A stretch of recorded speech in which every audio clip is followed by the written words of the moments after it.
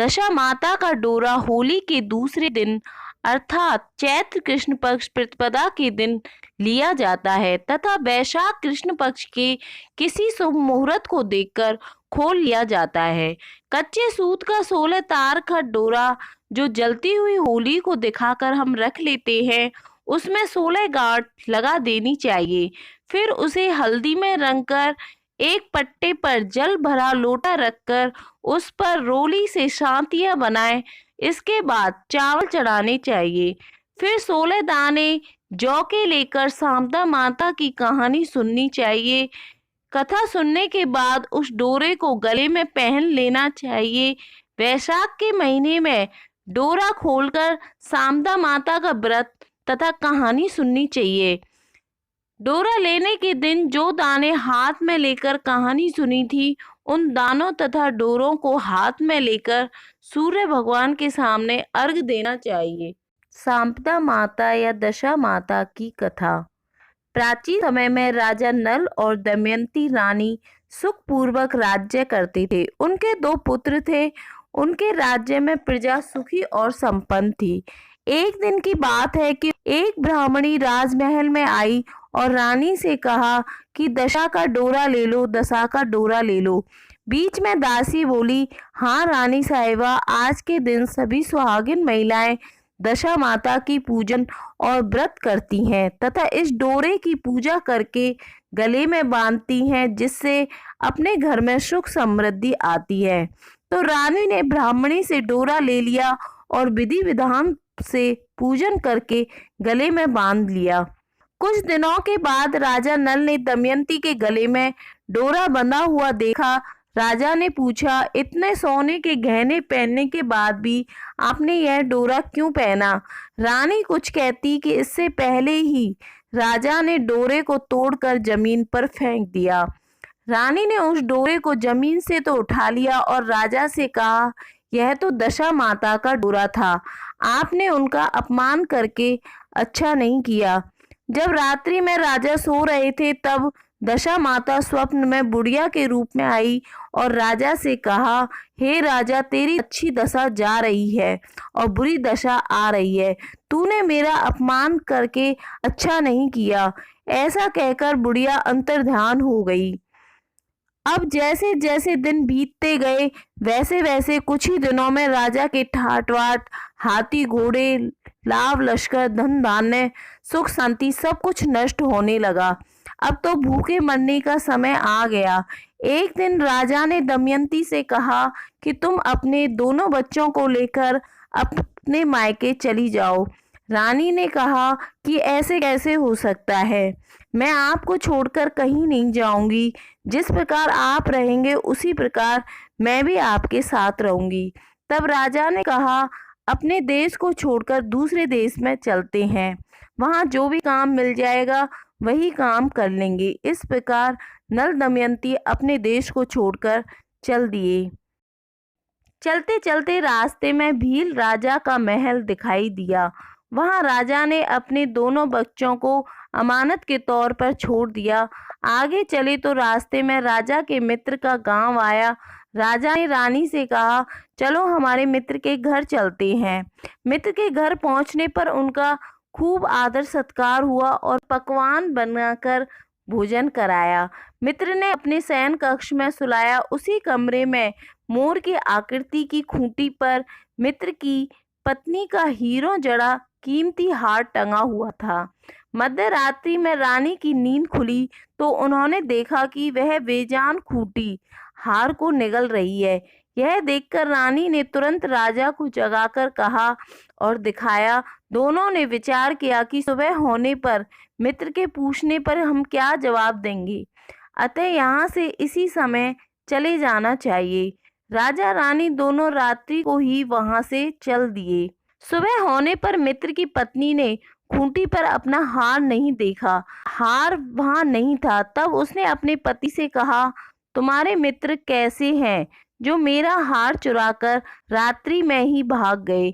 मित्र ने अपनी पत्नी को समझाया कि मेरा मित्र कभी भी ऐसा नहीं कर सकता, धीरज रखो, पर उसे चोर मत कहो।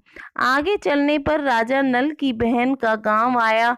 राजा ने बहन के घर खबर पहुंचाई कि तुम्हारे भाई भौजाई आए हैं।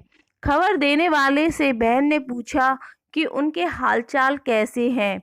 वह बोला, दोनों अकेले हैं, पैदल ही आए हैं तथा वे दुखी हाल में हैं। इतनी बात सुनकर बहन थाली में कांदा रोटी रखकर भैया भाभी से मिलने आई। राजा ने तो अपने हिस्से का खा लिया, परंतु रानी ने जमीन में गाड़ दिया। चलते चलते एक नदी मिली। राजा ने नदी में से मछलियां निकालकर रानी से कहा कि तुम इन मछलियों को भूंजो, मैं गांव में से परोसा लेकर आता हूँ। गांव का नगर सेठ सभी लोगों को भोजन करा रहा था। राजा गांव में गया और परोसा लेकर वहां से चला तो रास्ते में चील ने झपट्टा मारा तो सारा भोजन नीचे गिर गया। राजा ने सोचा कि रानी विचार करेगी कि राजा तो भोजन करके आ गए और मेरे लिए कुछ भी नहीं लाई। उधर रानी मछलियां भूनने लगी तो दुर्भाग्य से सभी मछलियां जीवित होकर नदी में चली गईं। रानी उदास होकर सोचने लगी कि राजा पूछेंगे और सोचेंगे कि सारी मछलियां खुद खा गई। तब राजा आए तो मन ही मन समझ गए और वहां से आगे चल दिए। चलते चलते रानी के मायके का गांव आया। राजा ने कहा कि तुम अपने मायके चली जाओ, वहां दासी का कोई भी काम कर लेना, मैं इसी गांव में कहीं नौकर हो जाऊंगा। इस प्रकार रानी महल में दासी का काम करने लगी और राजा तेली के घाने पर काम करने लगा। दोनों को काम करते हुए बहुत दिन हो गए। तब होली दशा का दिन आया और तब सभी रानियों ने स्नान किया। दासी ने भी स्नान किया।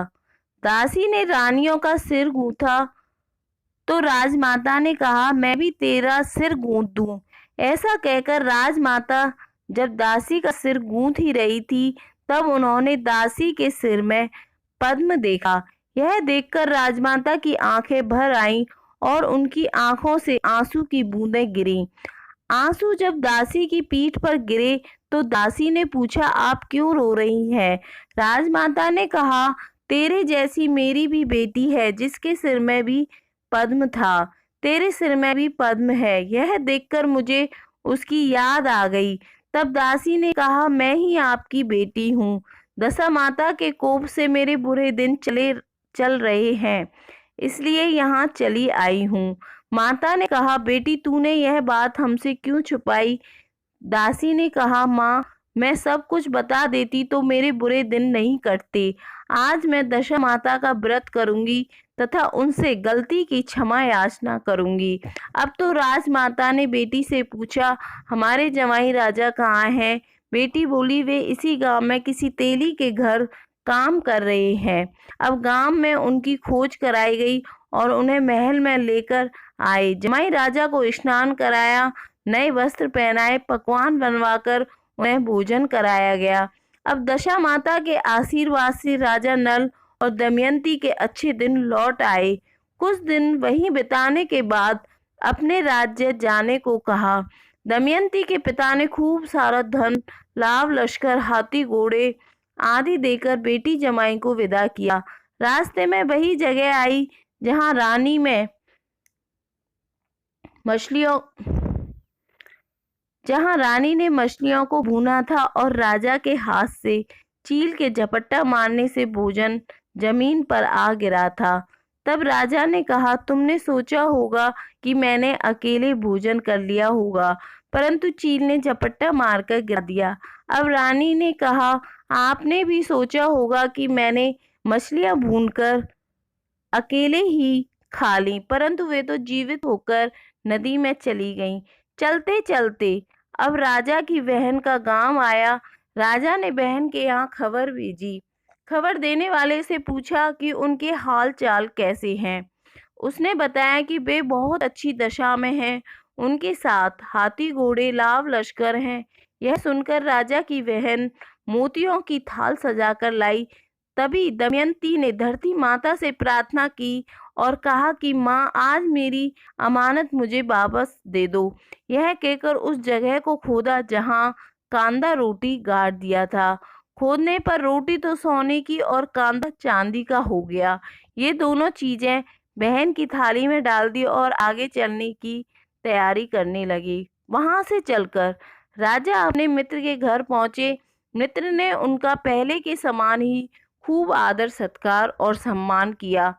रात्रि विश्राम के लिए उन्हें उसी शयन कक्ष में सुलाया। मोड़ने वाली खूंटी के हार निगल जाने वाली बात से नींद नहीं आई। आधी रात के समय वही मोड़ने वाली खूंटी हार उगलने लगी। राजा ने अपने मित्र को जगाया तथा रानी ने मित्र की पत्नी को जगाया।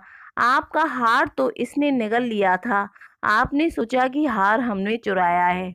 दूसरे दिन प्रातःकाल नित्य कर्म से निपटकर वहां से वे चल दिए। वे भील राजा के यहाँ पहुंचे और अपने पुत्रों को मांगा तो भील राजा ने देने से मना कर दिया। गांव के लोगों ने उन बच्चों को वापस दिलाया। नल दमयंती अपने बच्चों को लेकर अपनी राजधानी के निकट पहुंचे तो नगर वासियों ने लाव लश्कर के साथ उन्हें आते हुए देखा। सभी ने बहुत प्रसन्न होकर उनका स्वागत किया तथा गाजे बाजे के साथ उन्हें महल पहुंचाया। राजा का पहले जैसा ठाट-बाट हो गया। राजा नल दमयंती पर दशा माता ने पहले कोप किया, ऐसा किसी पर मत करना और बाद में जैसी कृपा करी वैसी सब पर करना।